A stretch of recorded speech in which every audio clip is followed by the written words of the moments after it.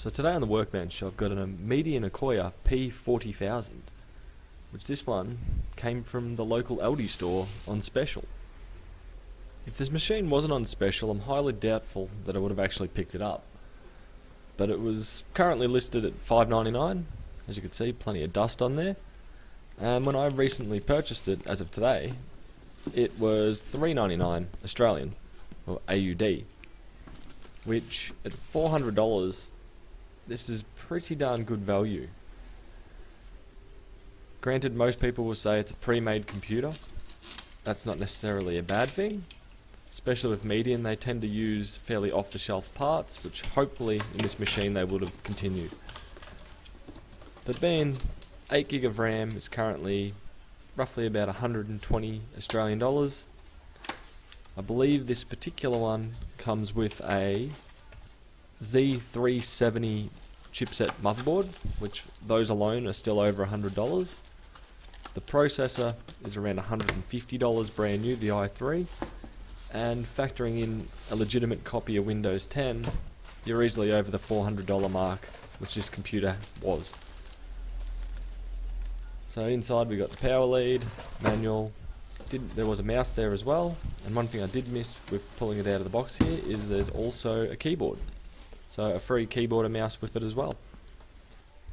Factoring in all the parts and also the ability to upgrade this machine, if you're after a cheap desktop to essentially make a Fortnite or an eSports machine, this would definitely be capable.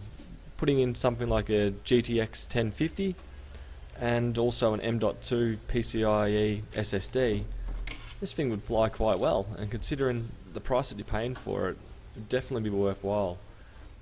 So it's definitely something to consider, also be on the lookout for, especially if you shop or have an Aldi shop nearby. If you can pick up bargains like this, it's definitely worthwhile checking it out.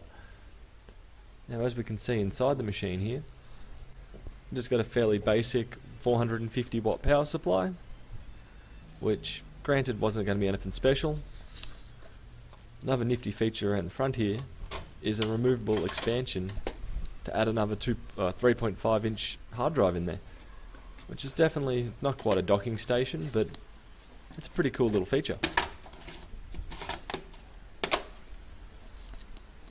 And then further up there's a DVD, or DVD burner, same as a laptop.